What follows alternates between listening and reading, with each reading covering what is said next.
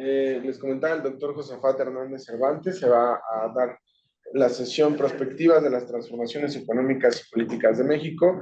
El profesor es especialista en filosofía política y económica y es profesor de la División de Estudios Multidisciplinarios de aquí del Centro de Investigación de Ciencias Económicas. Así que, pues muchísimas gracias, doctor. Le cedo el micrófono y cualquier duda y pregunta, al final hacemos una sesión de preguntas y respuestas. Claro que sí, claro que sí. Muchísimas gracias a todas y todos por estar aquí presentes. Para mí es un grato honor y placer estar aquí presentando en este curso. Muchas gracias al doctor Adolfo Laborde por la organización de este curso, que me parece fundamental para estos tiempos que estamos viviendo, y agradezco también pues a José Antonio Romero, director general del CIDE, por hacer esto posible.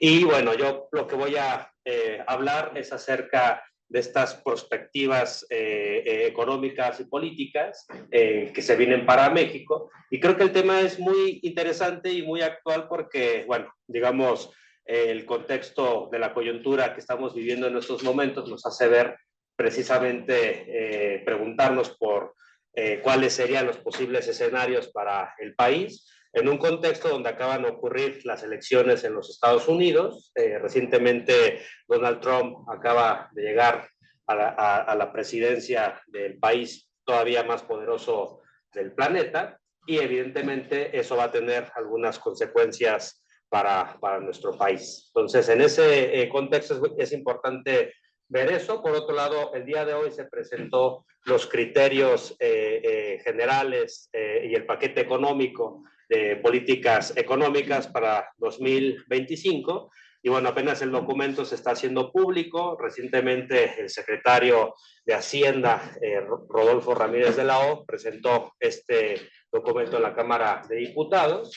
Y pues bueno, digamos, me parece que precisamente estamos en excelentes condiciones para hacer un ejercicio colectivo de análisis prospectiva sobre los rumbos de nuestro país. Entonces, bueno, yo les voy a comentar muy rápidamente este contexto. Número uno, me gustaría pues hacer una pequeña presentación de lo que es la prospectiva. ¿Qué es prospectiva? Usualmente ese concepto se menciona, pero como que a veces luego no queda muy claro en qué se diferencia la prospectiva de una predicción o incluso de las profecías, ¿no? Que a veces luego cuando se hace ejercicio de prospectiva se piensa que se está adivinando el futuro y que eso va a ocurrir, ¿no? En un sentido fuerte del término, ¿no? Y no es así.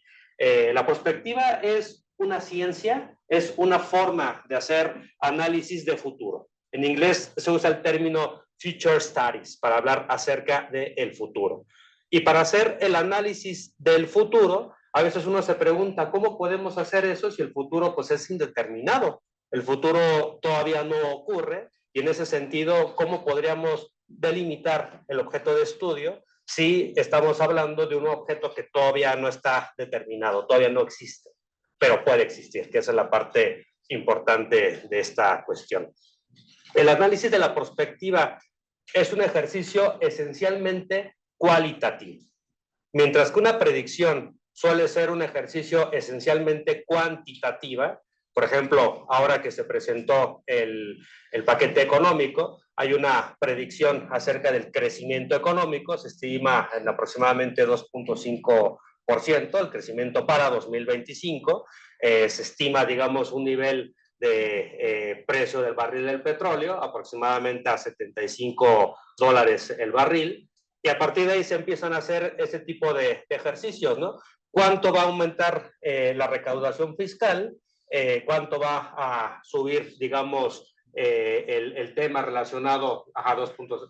¿Cuánto va a subir la recaudación respecto al PIB? ¿Cómo va a ser la deuda? Etcétera, etcétera. Entonces, sí se nota cómo las predicciones son cuantitativas, se les asigna un número específico y para eso se usan técnicas econométricas complejas, etcétera. Pero cuando hacemos el conjunto y hacemos, digamos, el análisis de la construcción de escenarios, retomamos cada uno de estos elementos y los vamos construyendo en conjunto para tener una imagen de un posible futuro. Eso es, digamos, el análisis de la prospectiva. El análisis de la prospectiva requiere, sobre todo, una capacidad de integración para poder ver tendencias. Tendencias que se dan, digamos, en una economía, que se dan en el mundo, que se dan en una región, porque la prospectiva la podemos hacer en diferentes niveles de análisis. Puede ser local, puede ser nacional, puede ser geopolítico, puede ser mundial, ¿no? Entonces, en ese contexto, la prospectiva es un ejercicio, lo reitero, esencialmente cualitativo, pero requiere de análisis cuantitativos para poder construirlo, ¿no? Eso me parece que es un tema muy importante. Pero aquí se vuelve esencial este término, lo posible. Lo posible, ¿qué significa? Lo posible significa escenarios que pueden ocurrir. Pueden ocurrir muchísimos escenarios, pero a partir del análisis de prospectiva, la pregunta es, ¿cómo a partir de las decisiones que tomamos en el presente podemos construir esos escenarios? Por eso la prospectiva se vincula con la toma de decisiones. Toma de decisiones política, toma de decisiones administrativa, toma de decisiones económica, porque es analizar las consecuencias de nuestros actos. Por eso la prospectiva está muy vinculada con la teoría de las decisiones. Hay muchas teorías de las decisiones, pues aquí no les voy a hablar de todo eso, pero digamos, la idea es que las decisiones que tomemos van a tener consecuencias. Y estas consecuencias nos pueden llevar a escenarios que consideramos los mejores o los peores.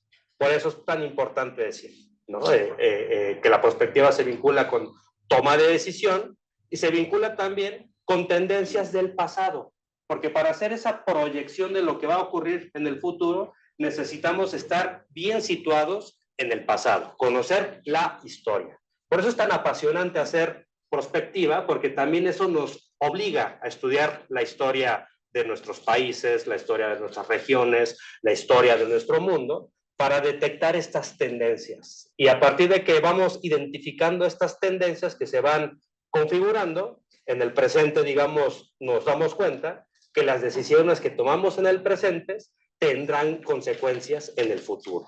Y las decisiones que han tomado otras personas en el pasado nos condicionan nuestro presente.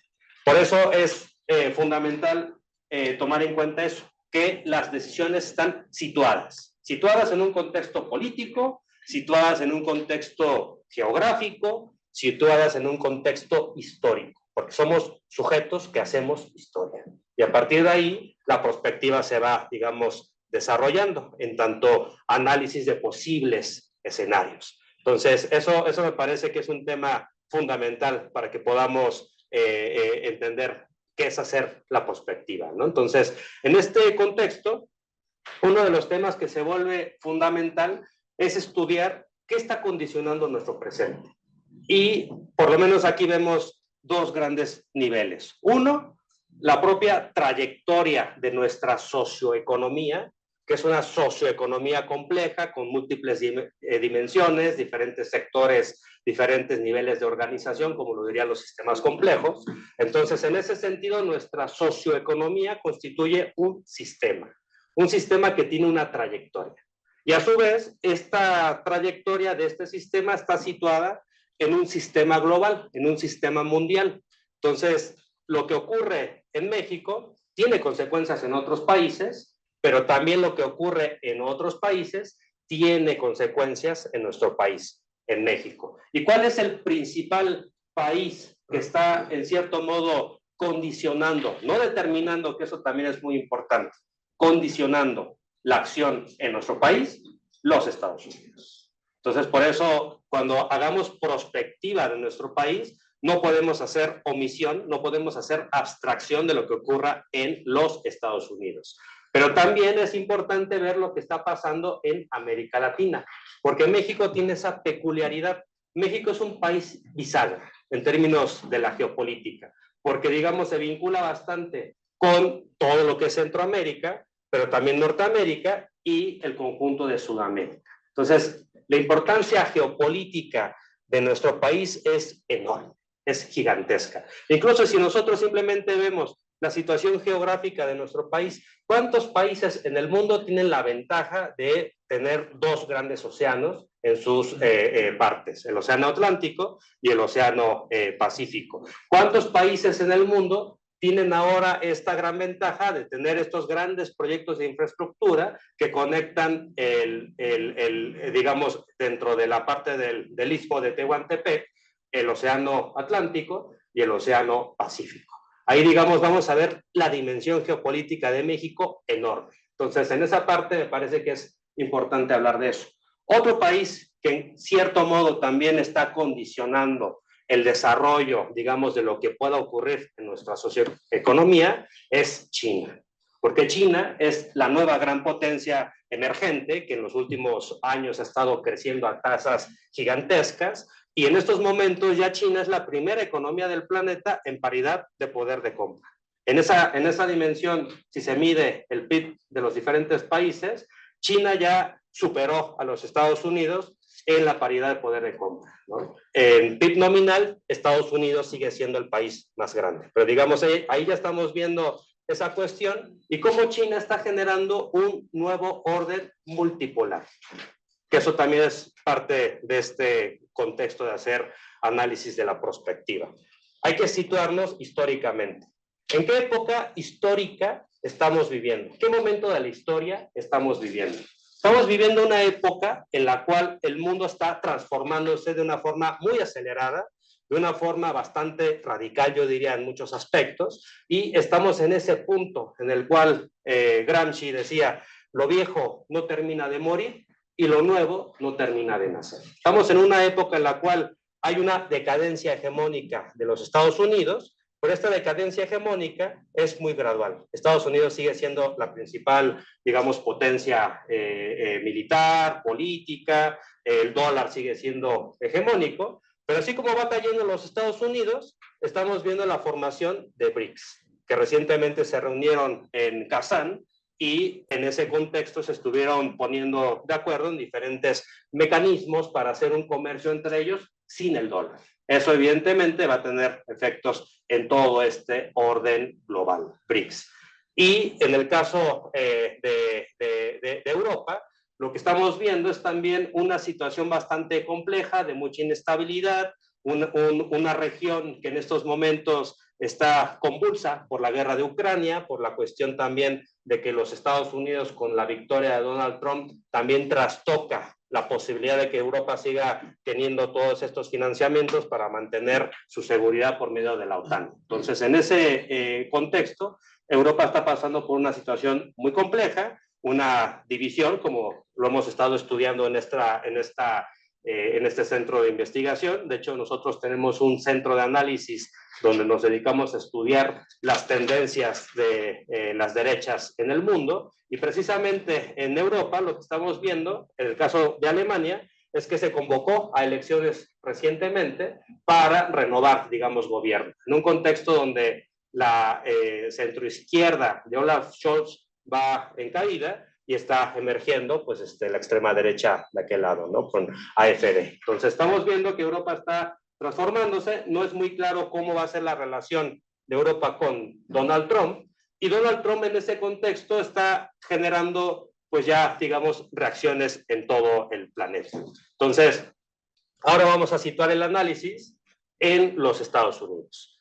En los Estados Unidos, pues recientemente hubo estas elecciones, fueron elecciones muy complicadas, muy violentas, fueron, digamos, elecciones que se caracterizaron por violencia verbal, se caracterizaron también por intentos de asesinato, en este caso de Donald Trump, en dos ocasiones. En una ocasión estuvo, digamos, a centímetros de que la bala le hiciera más daño y acabara con su vida. Y a su vez estamos viendo que los Estados Unidos es un país que se está polarizando en términos económicos, en términos políticos. Digamos, la forma en cómo llega Donald Trump al poder es en un momento en el cual el Partido Demócrata pierde cerca de 10 millones de votos. Hace 4 años Biden llegó con 81 millones de votos. En esta ocasión Kamala Harris obtuvo 71 millones de votos, es decir, 10 millones de votos los perdieron. En el caso de Donald Trump, él se mantuvo en 74 millones de votos hace 4 años, ahora vuelve a obtener 74 millones de votos, y eso le permite ganar, pero además lo hace controlando la Suprema Corte de Justicia de allá, el Poder Judicial de allá, que en su gobierno él nombró a diferentes ministros, magistrados, que ahora están tomando posesión de sus cargos y van a ser, digamos, funcionales a él. Entonces, en ese sentido, va a tener todo el respaldo del Poder Judicial de su país y también va a tener todo el respaldo de la Cámara de Senadores y la Cámara de Representantes, que ganaron la mayoría. Entonces, Donald Trump va a tener, digamos, en su país carro completo, va a tener mayor apoyo popular, porque ganó el voto popular en todo ese país. La mayor parte de los territorios, de los distritos, de los condados, si uno ve los mapas, que es muy interesante verlo, ganó el Partido Republicano. Solo en las grandes ciudades los demócratas ganaron, y aún así no fueron victorias tan contundentes, ¿no? En el caso, por ejemplo, de Wisconsin, que es un país, digo, es un estado que es un estado bisagra, un swing state, se nota muy claramente cómo en Milwaukee ganan los demócratas, pero en el resto del estado ganan los republicanos. Entonces se nota muchísimo ese tema de que hubo un gran apoyo popular a Donald Trump, hubo una pérdida de apoyo de parte de los demócratas, hubo una gran victoria hegemónica en los términos, diríamos, de Gramsci, de sectores que tradicionalmente no votaban por los republicanos. En los estudios que estamos haciendo encontramos que muchísimos latinos votaron por Donald Trump, afroamericanos, jóvenes, muchísimos jóvenes también votaron por la extrema derecha, porque hay que nombrarlo así, él es un representante de la extrema derecha en el mundo, y además lo hace en contubernio con este apoyo del magnate Elon Musk. Entonces vemos cómo ese apoyo lo que hace es catapultar la victoria de este personaje en un contexto donde el Partido Demócrata cayó. Entonces, en las entrevistas que yo personalmente he estado haciendo a algunas personas hispanas en los Estados Unidos que antes votaron por los demócratas y que ahora votaron por los republicanos, lo que se encontró es que la mayor parte de estas personas estaban muy enojadas.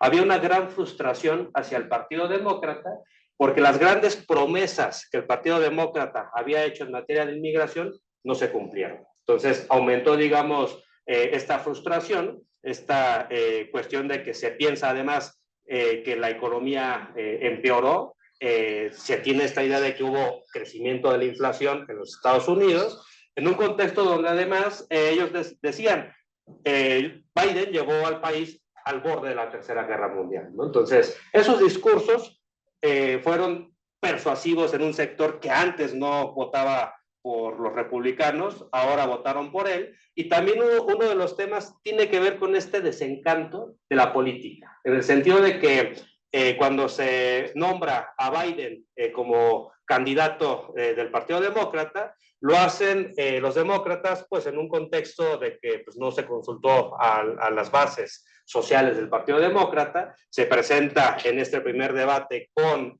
Donald Trump, vimos cómo se notó de manera muy clara el deterioro cognitivo de Joe Biden, y cuando deciden quitarlo, se impone a Kamala Harris sin pasar por un proceso interno. Entonces lo que hizo esa decisión es generar un desencanto, porque la población que votaba por los demócratas dijeron, pues es que no nos consultaron, ni siquiera se abrió un proceso que legitimara, en este caso, a Kamala Harris, y ya más bien lo que se hizo fue o abstenerse o votar directamente por los republicanos. Entonces estamos viendo esa situación.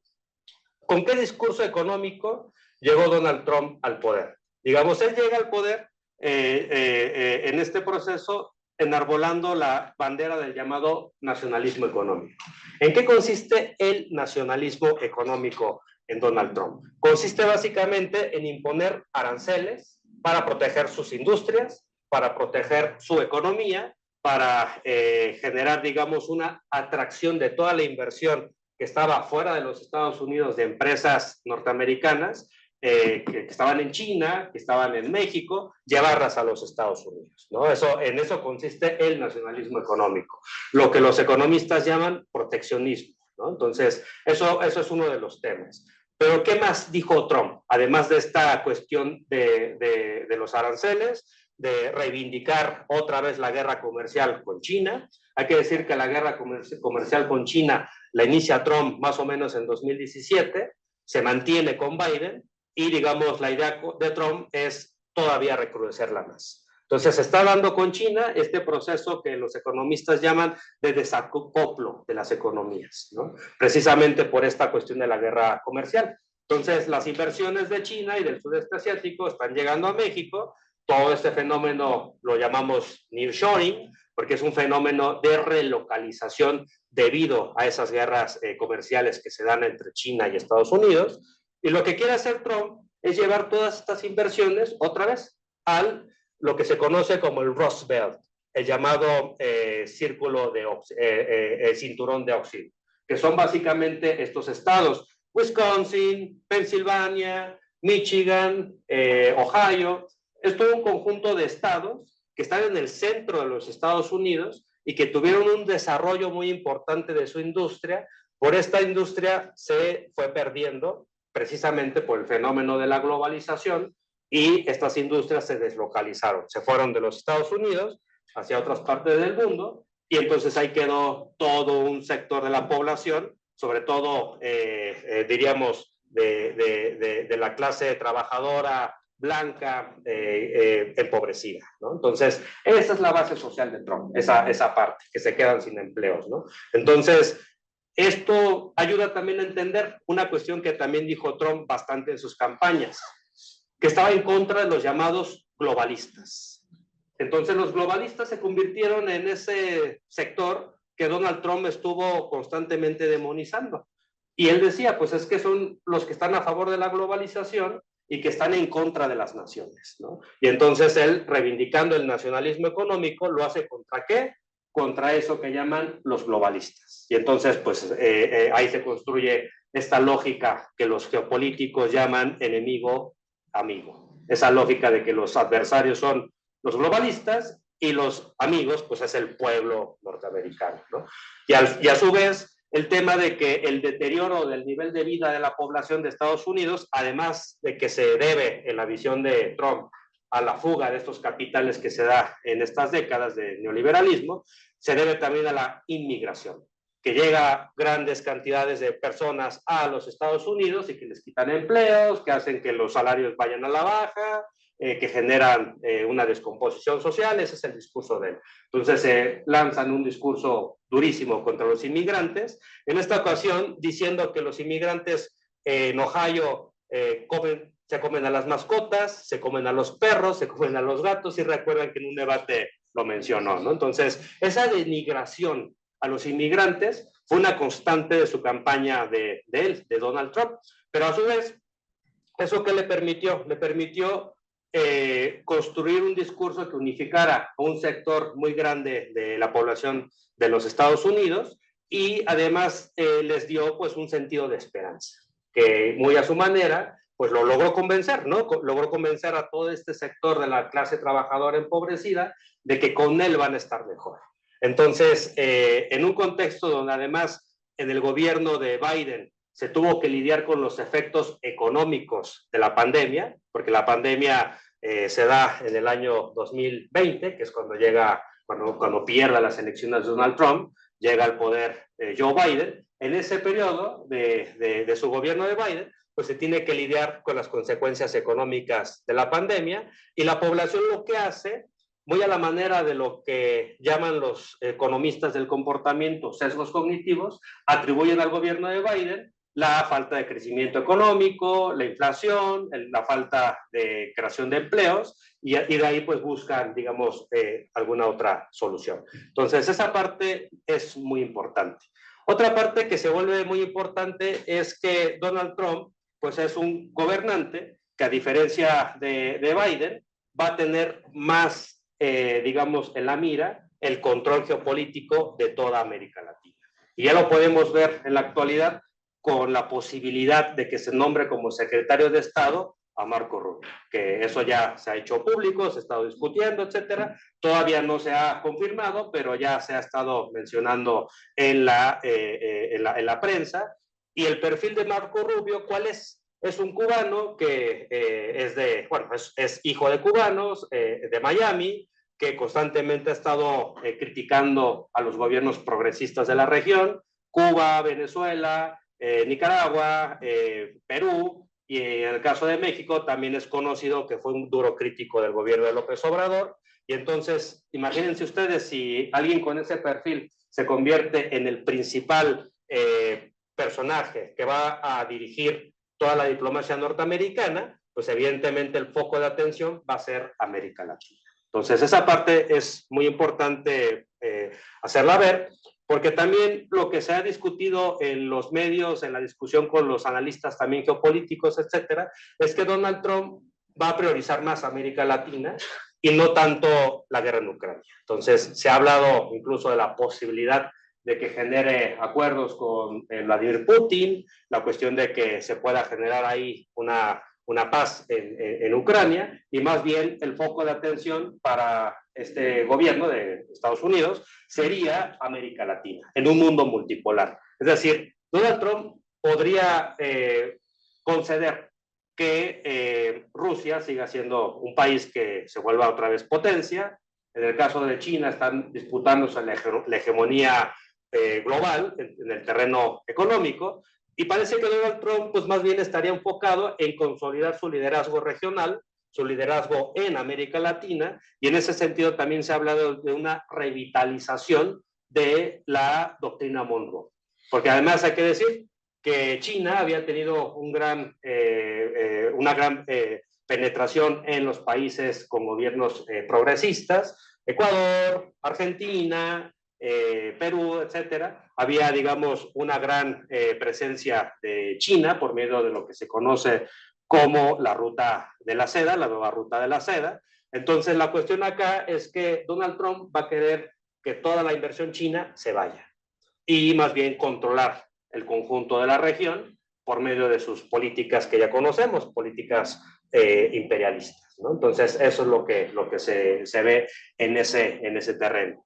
¿Qué va a pasar con el caso específico de México? Por lo menos va a haber tres grandes temas que vamos a tener que discutir y ver cómo se va a ir todo esto configurando, que tiene que ver con, número uno, el tema de la inmigración. Ya lo dijo Donald Trump, él va a estar presionando al gobierno de Claudia Sheinbaum para que la inmigración que vaya de México a Estados Unidos se reduzca y que aumente el control de la frontera sur, para que toda la inmigración que viene de Centroamérica no pueda pasar por México. Entonces, eso lo va a incrementar, y la forma de hacerlo es incrementando los aranceles, que ya dijo que si no se logra reducir la inmigración, va a aumentar 25% de los aranceles en diferentes industrias, entre ellas el acero, ¿no? Entonces, digamos, ese es un tema muy importante, el tema de la inmigración. El otro tema muy importante que también va a estar presionando en ese aspecto es el asunto de la seguridad, el asunto que tiene que ver con el narcotráfico y con toda la cuestión del crimen organizado que existe en el país. Ya se ha mencionado constantemente que lo que él va a plantear es que estos grupos se conviertan en terroristas, sean nombrados por el gobierno de Estados Unidos como terroristas y pueda venir y hacer una intervención directa para, en una especie de guerra preventiva, acabar con el narcotráfico. Entonces, va a estar esas presiones bastante fuertes de parte de su gobierno hacia nuestro país, y ahí va a haber un tema muy complejo que se va a tener que tratar. Y finalmente, el otro tema va a ser el de la renegociación del Tratado de Libre Comercio, el TEMEC, en el año 2026. Y en este escenario global, pues evidentemente las cosas que él va a estar poniendo sobre la mesa van a tener que ver con mejorar las condiciones para las empresas norteamericanas, subir los aranceles, y en el caso de México, pues presionar para que México no proteja sus industrias, ¿no? Entonces, es un tema muy complejo en ese sentido, y digamos, esto podemos incorporarlo con las trayectorias internas que tenemos en el país. ¿Cuáles son las trayectorias internas que tenemos en el país? Tenemos un proceso que empezó en 2018, que formó el primer gobierno que podemos catalogar como post-neoliberal, con el gobierno de López Obrador, a 2024, y en ese periodo lo que hubo fue un proceso de aplicación de una serie de políticas económicas, políticas y sociales que lo que hizo fue garantizar, número uno, mayor estabilidad política. Digamos, tenemos un país con una estabilidad política que permitió que Claudia Sheinbaum obtuviera una mayoría calificada, Morena obtuviera la mayoría en la Cámara de Diputados, la Cámara de Senadores, y que ahora se están realizando un conjunto de reformas que se plantearon en campaña y que ahora pues están llevando a cabo, que son 19 reformas constitucionales conocidas como el Plan C. Entonces, digamos, vemos que el proceso que se inició en 2018 llega a 2024 muy fortalecido y se ve que para los siguientes años habrá continuidad, que eso es lo que dijo Claudia Sheinbaum. Continuidad con cambios. ¿Cuáles van a ser los cambios? De los cambios, pues lo que se ha planteado es volver todavía más eficiente el tema de las finanzas públicas. Y lo estamos viendo ahora con el paquete económico que se acaba de presentar, que se busca reducir el déficit público. En el gobierno de López Obrador, el último año, el déficit llegó a 5.9% del PIB y lo que se busca ahora es reducirlo.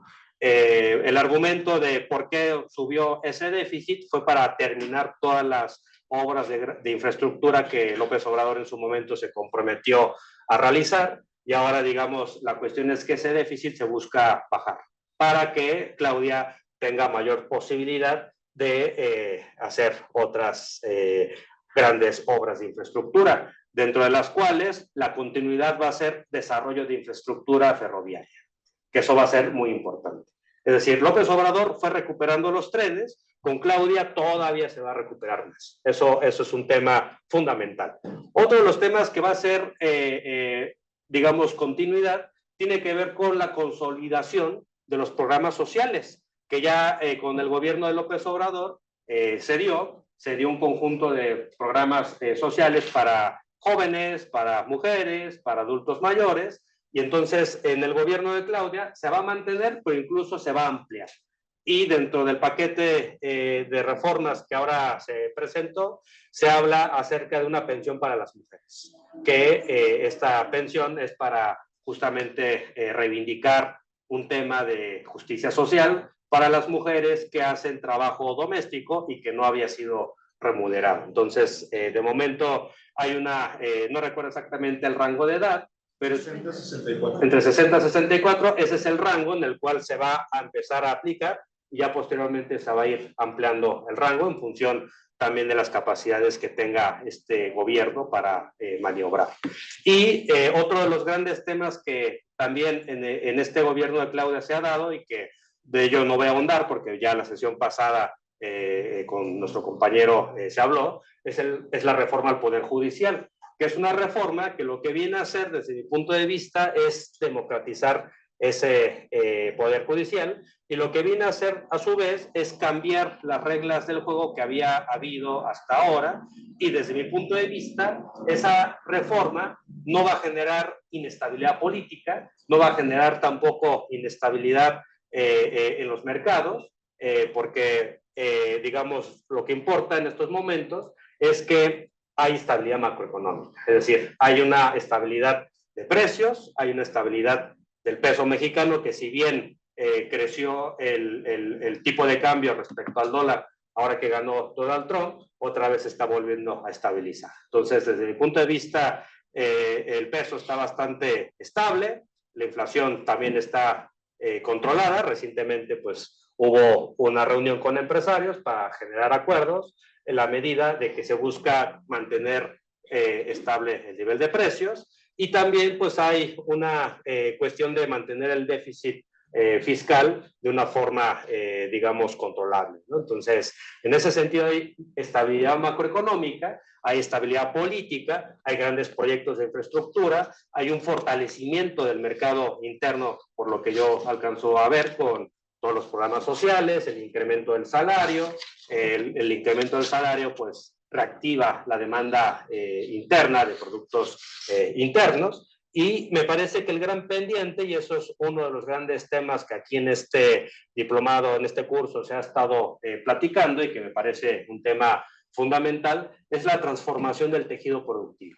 Que yo creo que eso es parte de la política industrial que se va a tener que plantear, más aún en un momento en el cual, con Donald Trump, lo que se viene es un escenario en que las inversiones que llegan a México vía nearshoring se pueden ir a los Estados Unidos, y si se apuesta, digamos, toda la vía de desarrollo económico, político y social al nearshoring, ahí vamos a tener un tema de riesgo. Entonces, lo que me parece que se vuelve muy importante y que puede complementar es precisamente contribuir a fortalecer la industria nacional, fortalecer a nuestros pequeños, medianos y grandes empresarios, generar una industria nacional para de esa manera tratar de blindar nuestra economía. Entonces esa parte se vuelve muy importante. Y bueno, yo termino diciendo que la perspectiva que se viene para el país es muy compleja de hacer en estos momentos porque todo está cambiando, pero me parece que en estos momentos el gobierno de Claudia Sheinbaum tiene un gran consenso social, incluso superior que el que tuvo López Obrador. Eso le permite tener un margen de maniobra para avanzar en una serie de reformas que consoliden el rumbo post-neoliberal de nuestro país. Y por otro lado, el gobierno de Donald Trump pues va a estar todavía más fuerte, pues tratando de intervenir, digamos, en la parte económica, en la parte política, en la parte social, sobre todo en materia de seguridad, en materia de inmigración y en el tema económico. Y bueno, yo termino aquí, pues muchísimas gracias por su atención.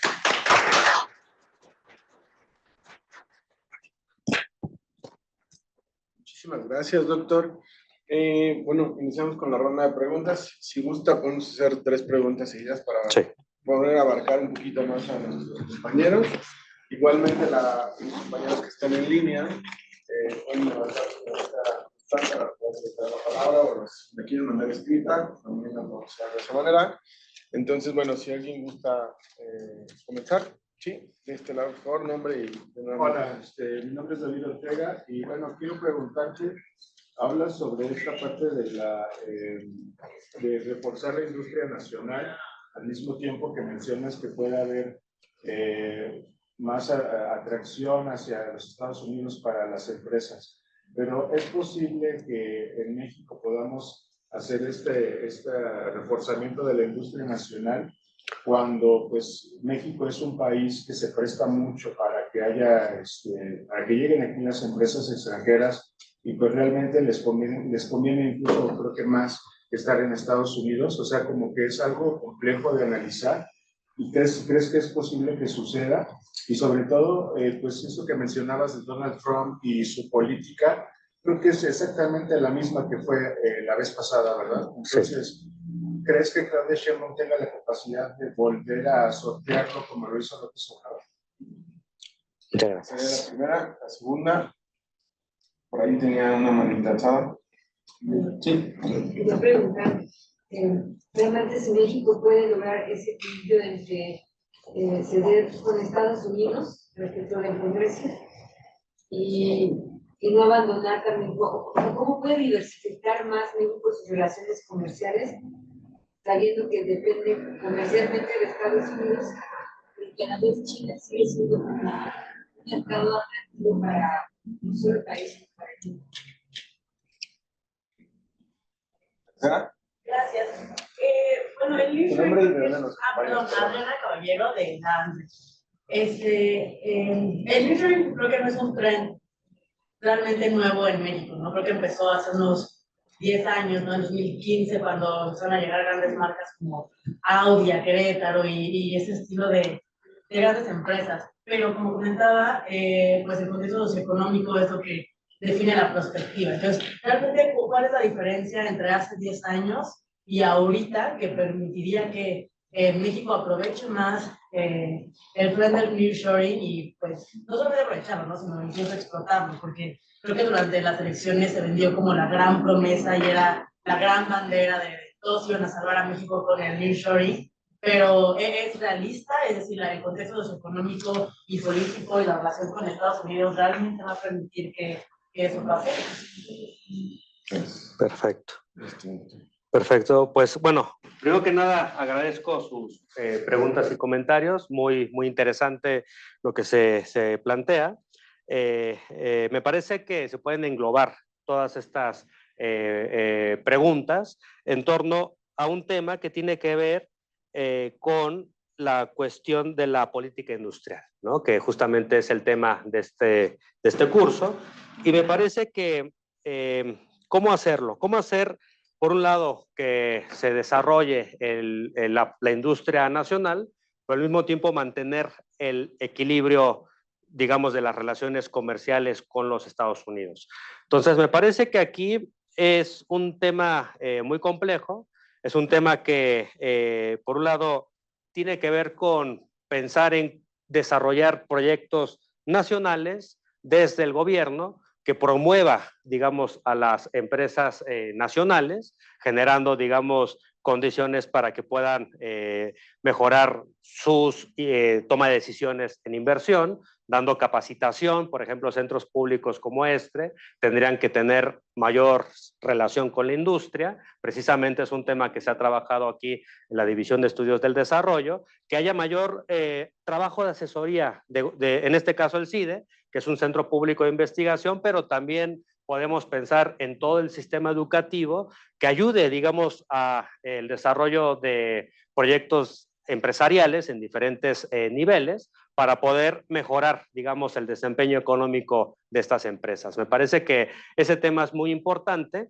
Me parece que también se tendría que pensar en algún programa de estímulos que se desarrolle desde la Secretaría de Economía, que contribuya a que se promueva inversión nacional, que se genere un proceso de aprendizaje tecnológico. Y a mí me gustaría aquí subrayar una cuestión que mencionó José Antonio Romero la sesión pasada, que tiene que ver con las prioridades que se tendrían que tener en el momento de la renegociación del TEMEC. Y uno de estos tiene que ver con los acuerdos que se puedan establecer con las empresas extranjeras para que vengan a México, pero también beneficien a los mexicanos. Y eso ya lo ha dicho Claudia Sheinbaum, de hecho lo dijo hoy en la mañana, que la inversión no sea solo algo que use a México como un trampolín para exportar importaciones, como se decía la vez pasada, sino que más bien estas inversiones transfieran tecnología, generen desarrollo de aprendizaje tecnológico, generen sobre todo también socios, es decir, que las inversiones tengan contenido nacional, teniendo más socios empresarios mexicanos, que eso me parece que es un tema muy importante, y también en la medida de lo posible que haya mayor capacitación de, digámoslo así, de fuerza de trabajo en las nuevas empresas que llegan a invertir. Entonces yo creo que eso se puede hacer, se pueden establecer ese tipo de cuestiones, y aquí me gustaría enfatizar una cosa que tiene que ver con la Rectoría del Estado, que justamente por eso es el proceso post-neoliberal. En la etapa previa lo que había era una rectoría de los mercados, y entonces se dejaba el país abierto para que sean los mercados quienes decidan por el país las cosas que se tienen que hacer. Me parece que ahora en este momento histórico, lo que se hizo desde el gobierno de López Obrador y ahora con Claudia Sheinbaum es fortalecer la Rectoría del Estado, que consiste básicamente en ser capaz de poner en la mesa sociedad civil, empresarios, diferentes sectores de la población, para generar una gobernanza conjunta para resolver problemas nacionales. Entonces me parece que eso se puede también hacer pensando en la Rectoría del Estado, y creo que eso va a ser una cuestión que se tiene que trabajar, y es ahí donde entra también la capacidad que preguntaba el compañero David, si Claudia Sheinbaum tendría la capacidad que tuvo López Obrador con Donald Trump, de generar un equilibrio complejo entre, por un lado, mantener los intereses nacionales de nuestro país, pero por otro lado no genera una tensión que llevara pues, a una debacle, digamos, en la relación bilateral México-Estados Unidos. Desde mi punto de vista, Claudia Sheinbaum es una gran dirigente, es una gran política. Desde mi punto de vista, ella me parece que tiene grandes habilidades negociadoras y me parece que ella va a ser muy hábil al momento de negociar con Donald Trump, porque también tiene un gabinete de primer nivel. Entonces yo creo que eso también es algo que va a ayudar bastante. El hecho de que tenga personas como Marcelo Ebrard, que tenga personas como Juan Ramón de la Fuente, que tenga todo este gabinete, me parece que puede contribuir a que se genere un buen acuerdo en la medida en que, por un lado, se atiendan cuestiones de seguridad, se mejore, digamos, la cuestión de la inteligencia, que de hecho es parte de las reformas recientemente que se trabajaron, que se aprobaron, me parece, el tema de mejorar la seguridad de México generando operaciones más quirúrgicas, que eso es lo que se busca plantear al mejorar el Sistema Nacional de Inteligencia, ¿no? Entonces yo creo que eso se puede trabajar. Creo que esto se relaciona con la pregunta que nos hacía nuestra compañera, ¿cómo te llamas? Elizabeth, que tiene que ver con el equilibrio entre México y Estados Unidos. Creo que depende en gran medida de la habilidad política que tengan estos gabinetes, pero también México tiene que priorizar el desarrollo nacional en nuestro territorio. Lo que va a ser muy complejo es la relación con China, porque el TEMEC también establece que pues, no podría haber relaciones comerciales con China generando un acuerdo bilateral. O sea, pueden venir inversiones chinas, sí, pero no hay una posibilidad de establecer un acuerdo bilateral con China a partir del TEMEC. Entonces, esa parte va a ser muy complicada. Recientemente que se reunió todo el BRICS, México no aceptó la invitación para participar en BRICS y digamos eso lo que genera es una mayor adhesión a los Estados Unidos. Entonces la posibilidad de la diversificación de nuestras relaciones comerciales va a ser muy complicada. Me parece que más bien la vía de la diversificación tendría que buscarse no por medio de acuerdos bilaterales, que eso parece que lo tenemos prohibido, y a su vez tampoco entrando a BRICS, porque también eso sería ya declarar, digamos, una especie de confrontación directa con los Estados Unidos. Entonces, lo que se va a tener que hacer es más bien tener estabilidad negociadora con las empresas chinas, con las empresas particulares y hacer, digamos, proyectos de inversión, como puede ser desarrollar trenes eléctricos, coches eléctricos, todas estas transferencias tecnológicas ahí pudiera haber, posibilidades de circulación de fuerza de trabajo de México a China, de China a México. Eso me parece que puede generarse, pero sí, la posibilidad de tener acuerdos va a ser muy complicada, ¿no? Entonces sí creo que eso va a ser muy difícil de lograr, pero bueno, yo creo que aquí entra justo a la pregunta que nos hacía Adriana respecto al nearshoring y qué cambia con respecto a hace 10 años. Me parece que lo que cambia ahora es, uno, que tenemos mayor infraestructura. Hace 10 años pues no teníamos estas refinerías, no teníamos el transísmico, no teníamos el Tren Maya, no teníamos todo un conjunto de reformas que lo que hacen es fortalecer, por ejemplo, la industria eléctrica. Me parece que en ese sentido tener toda esta infraestructura lo que nos permite es generar acuerdos con empresas para que cuando vengan puedan tener mayor contenido nacional sus exportaciones. Me parece que eso podemos hacer. Otra cosa que podemos hacer es precisamente tomando ventaja de que México es el principal socio comercial de los Estados Unidos y ya no es China y ya no es Canadá, sino que es México, eso aumenta la capacidad de negociación de nuestro país. Entonces, en ese sentido, también se puede generar posibilidades de que lleguen las inversiones, pero que en esas inversiones haya mayores acuerdos con empresarios locales, ¿no? Creo que eso se puede hacer. Otro tema que se puede hacer que me parece muy interesante, y aquí creo que el papel que va a tener la Secretaría que se va a crear de Ciencia y Tecnología, es precisamente generar acuerdos con estas nuevas empresas para que por medio de la Secretaría de Ciencia y Tecnología puedan formar más cuadros de ingenieros, más capital, digamos, humano, mejore, digamos, en ese sentido el entrenamiento de diferentes jóvenes universitarios, y ese andamiaje que antes no existía, ahora lo podemos usar precisamente para eso, ¿no? Para generar mayor capacitación en nuestra población. Me parece que serían básicamente todas las preguntas. Rapidísimo, nada más rápido.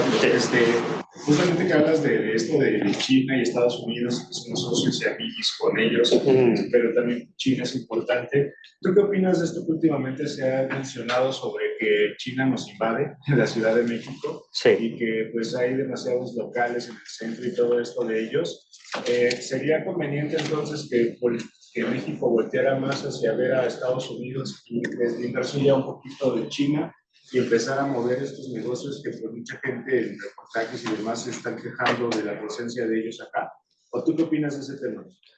Es un tema que la verdad conozco muy poco. Sí he visto los reportajes que en el centro histórico ha habido todo un conjunto de comerciantes chinos que han llegado y que se han apoderado de una parte, y que hay comerciantes mexicanos que se están enfrentando, etcétera. Entonces, lo que yo necesitaría saber es en qué medida eso es legal. Eso es como una primera cuestión, porque en los reportajes se mencionaba que era una especie hasta de contrabando y que había contrabandismo, etcétera. Entonces, si ese es el tema, simplemente lo único que habría que hacer es aplicar la ley, ¿no?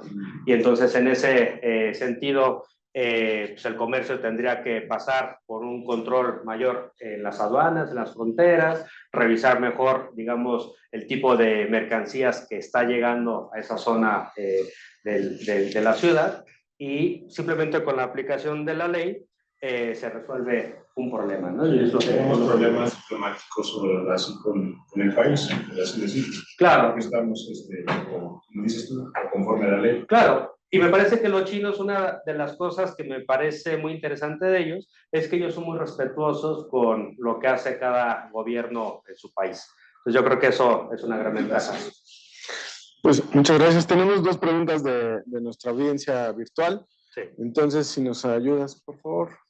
Sí, la primera es Juan Ramón Sanabria de Tlaxcala, Sí. que le pregunta qué perspectiva visualiza respecto a la relación económica de México con China. Y la otra pregunta es de Flavia Marinetti de Witchers.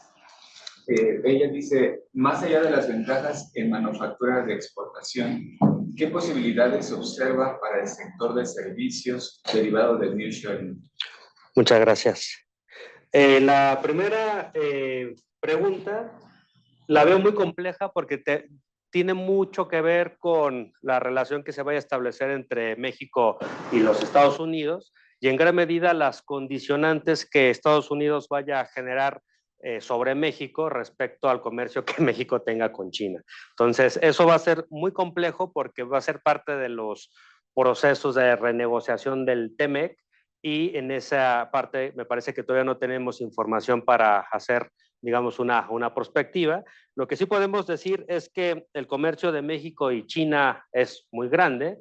Es un comercio, me parece que China es el segundo socio comercial de México después de los Estados Unidos, y México depende en gran medida, sobre todo en sus exportaciones, de productos que provienen de China. Entonces, me parece que ahí lo que se tiene que hacer, y eso es una de las cosas que escuché hablar a uno de los grandes especialistas en China, Enrique Dussel Peters, que no hay una agenda bilateral México-China, que eso nos ha faltado. Que se forme de una forma más sistemática, de una forma más directa, con un gobierno, en este caso el gobierno de Claudia, respecto a cómo abordar la relación México-China, que es algo que en estos momentos no ha habido. Sí tendría que haber una especie de plan para que esta relación crezca. Entonces me parece que ese es uno de los temas que habría que trabajar. Y el otro tema tiene que ver con lo de las manufacturas y exportaciones que nos preguntaban, y el nearshoring respecto a servicios, que esa era la pregunta. Entonces, lo que yo creo que va a pasar con el nearshoring es que va a demandar por un lado, mayor crédito, va a tener que mejorarse la infraestructura de crédito para que cuando vengan las empresas ahí haya esa vinculación. Va a tener también que plantearse lo relacionado con el sector turismo. La idea del turismo, de que dependa en gran medida de la infraestructura, es algo que se va a potencializar. Yo me atrevería a decir que como México es uno de los grandes países, creo que es el mayor receptor de turismo en América Latina, me parece que esa tendencia todavía se va a reforzar más, y me parece que la parte de la educación va a tener también que trabajarse para ver en qué medida el sector educativo puede beneficiarse del nearshoring, y eso pues van a ser trabajos que se van a tener que hacer como académicos de hacer esas investigaciones. Perfecto. ¿Hay alguna pregunta más? Por acá. Sí, nombre y por favor y de dónde nos. Del Heraldo de México. Mi duda es, ¿qué tan convergente entonces sería ahorita tener una agenda bilateral con China? Justamente con este entorno de esta relación con Estados Unidos, que pues nomás no quiere, ese por un lado. Y retomando un poco lo de también que tiene que ver con China, que es el compañero, también ahí ¿qué tan necesario es que el gobierno mexicano, no sé si esté bien dicho, poner un alto, un límite o algo, volviendo al ejemplo del compañero que decía del centro, ¿no? O sea, más allá de si las mercancías que llegan o no son legales o ilegales, eso también esta parte de platica uno con ellos, hay mucha violencia, o sea, para apoderarme del local, empiezan a amenazar, o sea, va más allá del derecho de piso, ¿no? Es del quiero el local, ¿no? Claro. Entonces también no sé eso que tanto pueda, pues de alguna manera afectar también el desarrollo dentro del país. Claro. Bueno, relacionada sí. Un poco con la pregunta.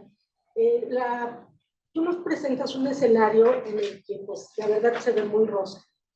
Yo al menos lo veo muy rosa en el sentido de que, digo, no quiero ser pesimista, ¿no? Pero la verdad es que tú mismo mencionaste algunos aspectos que a Estados Unidos le llama la atención, obviamente por protegerse ellos. Entre esos está la seguridad. Si nosotros tenemos un gran potencial para crecer, para tener buenas industrias, buenas empresas, realmente tenemos la posibilidad, si no existe seguridad, si existe bueno, lo que estamos viviendo en el país, ¿no? Que el narcotráfico está creciendo cada vez más y el Estado está siendo pues muy débil frente a esta guerra.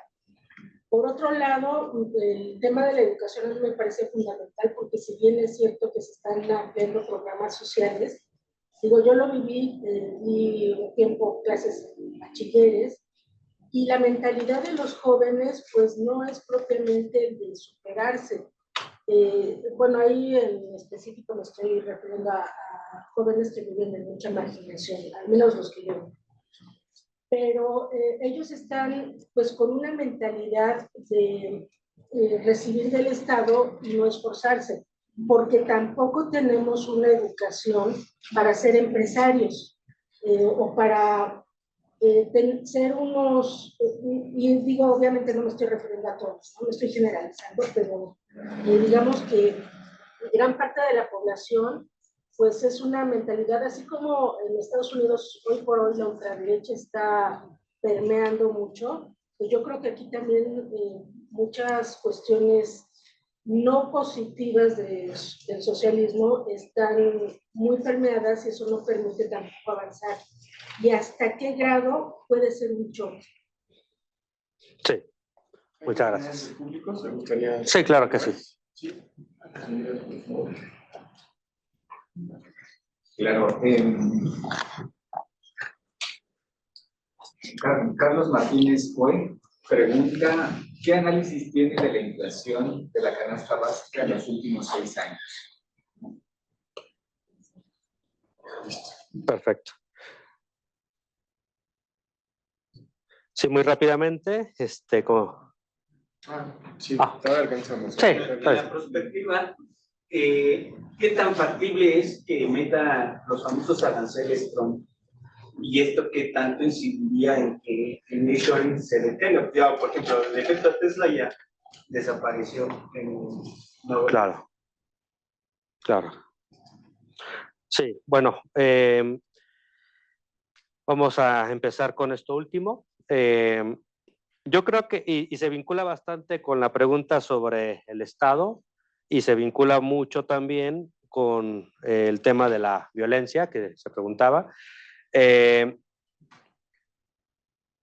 La forma en cómo lo planteó Trump, el tema de los aranceles, es condicional.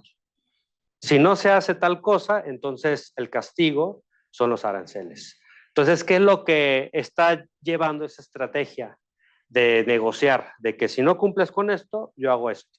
De que la presión está de que el gobierno de México tendrá que dar resultados.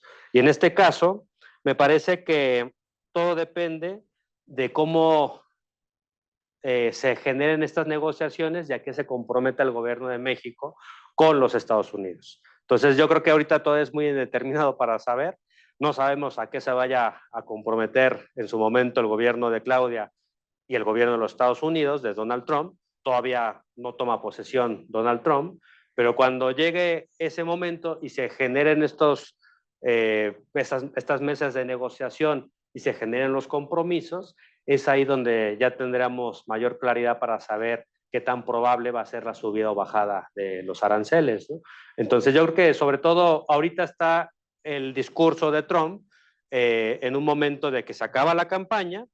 Él dijo, si no cumplen con seguridad y con inmigración, el castigo es subir los aranceles. Y si no cumplen, va a ir creciendo hasta llegar a 100% o más, ¿no? Entonces yo creo que todo depende de cómo se vaya dando esa negociación, pero eso nos lleva precisamente al tema de lo que preguntaba nuestra compañera, ¿cómo se llama? Sonia, que tiene que ver con la cuestión del estado débil y la seguridad.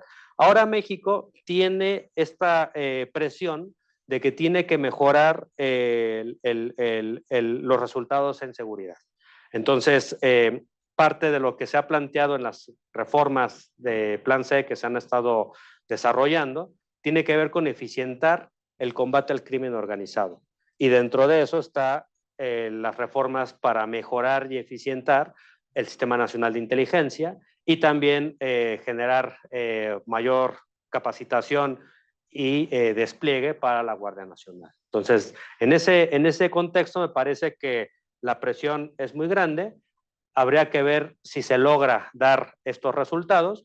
Lo que yo puedo decir, al menos por los resultados que dio García Harfuch en Ciudad de México, es que sí disminuyó la inseguridad, ¿no? Eso es, digamos, parte de los temas que se han planteado. No tengo exactamente el dato, pero me parece que fue uno de los temas que se mencionó en campaña, que se redujo el robo de autopartes, de extorsiones, se redujo la violencia armada, y en gran medida tiene que ver esto con los sistemas de inteligencia. Entonces, me da la impresión que el gobierno de Claudia va a priorizar el combate al crimen organizado por medio de mejorar los sistemas de inteligencia sin necesidad de que el gobierno de Estados Unidos esté involucrado. Entonces, yo creo que eso puede ser útil, puede ser muy importante, habrá que ver si se puede o no se puede obtener los resultados, pero sí es complejo, ¿no? Entonces, me parece que ese es un tema que se relaciona con estas cuestiones. El otro tema tiene que ver con lo de los programas sociales y la educación. Me parece que precisamente por eso todo lo que se vaya a estar haciendo en materia educativa es fundamental para que se genere un cambio de conciencia en la población. Por un lado, para garantizar que la población tenga un sentido muy fuerte de comunidad. Creo que eso es muy importante. Evitar que haya esta tendencia al individualismo, a la rapiña, a la salida fácil. Hay una frase que decía, ¿no? Que en algunas partes dicen los chavos que prefieren vivir 5 años como rey que 50 como buey. Entonces sí creo que ese tipo de mentalidad tiene que cambiar. ¿Y cómo lo vamos a hacer? Poniendo en el centro la ética y también poniendo en el centro la idea de que la riqueza que se obtiene con trabajo, eso no hay ningún problema. El problema es cuando es la corrupción. Entonces yo creo que esa parte es la que se tendría que seguir reforzando con un sistema de valores, recuperando pues el civismo, este tipo de cuestiones.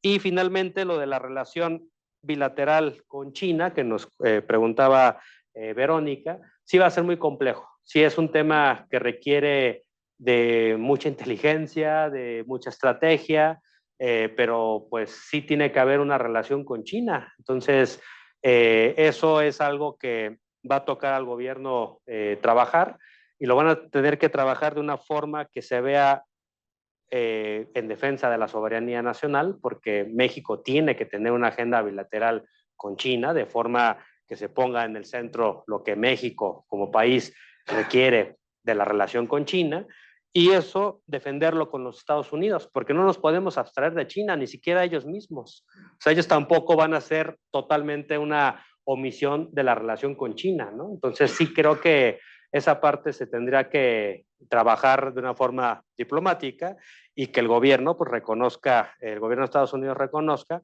pues la soberanía de nuestro país y su derecho a la libre autodeterminación. Pues listo, muchísimas gracias. Doctor, a nombre del Centro de Investigación y Docencia Económicas, pues te entregamos un reconocimiento por tu participación y te agradecemos mucho esta clase en este seminario este curso de actualización. A todos, bueno, pues también muchísimas gracias por su presencia. Con esto cerramos.